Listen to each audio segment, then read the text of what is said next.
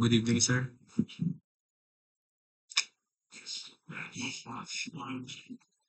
Lar- Laravel Assessment Presentation.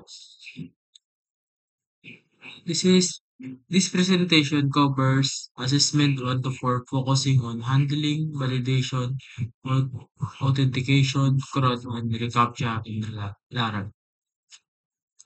Assessment 1. Importance of form handling and validation.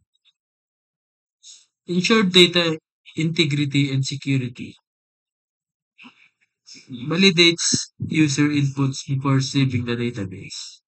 Protects against SQL injection and malicious scripts.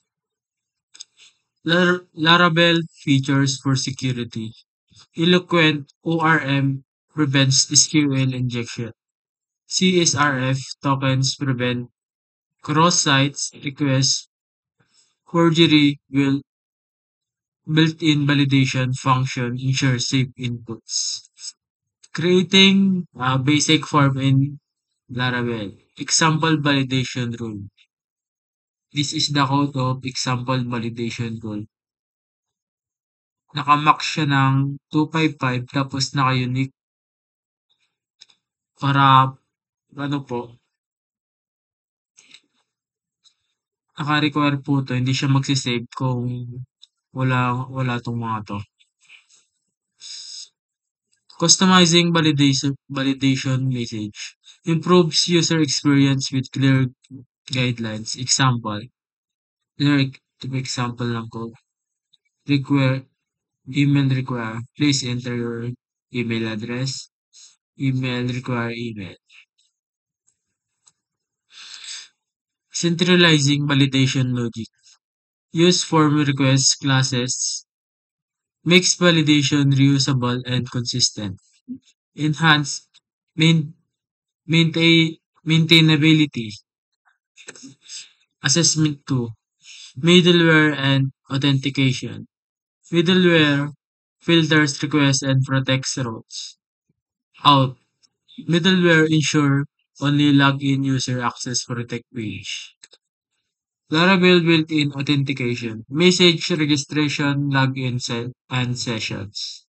Handles session tokens and validates input automatically. Security and authentication prevents SQL injection through query bending.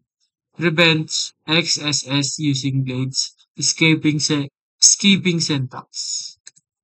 Custom middleware example. Admin middleware sample.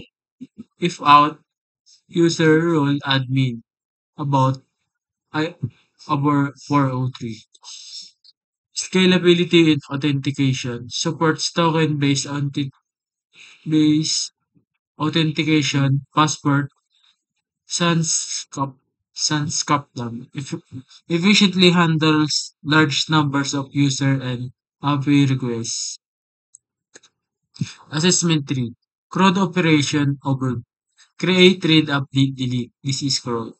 Core of core for database interaction in Laravel.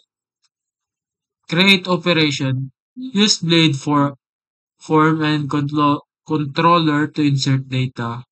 Includes validation before saving. Example. Read operation exam. User. User return view user.index compact view. Update operation. Use put method in forms. Revalidates input before updating data. Delete operation. Use CSRF token to secure delete requests. Prevents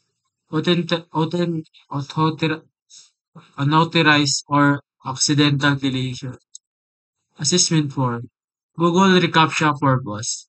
Prevent bots from submitting forms, adds an extra layer of security to web forms. Obtaining reCAPTCHA keys.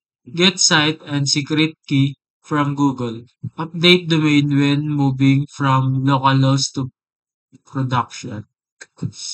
Integrate integrating reCAPTCHA in Laravel. Step: install no captcha package. Add field inform no captcha display. Validate gReCAPTCHA response required captcha. Validate reCAPTCHA response. Secret key verifies with Google API. Ensure from submission is from a real user. Customer error message for reCAPTCHA. Example: please verify that you are not a robot. Enhance clarity in user experience. Conclusion: Laravel periods strong validation, authentication, and security tools.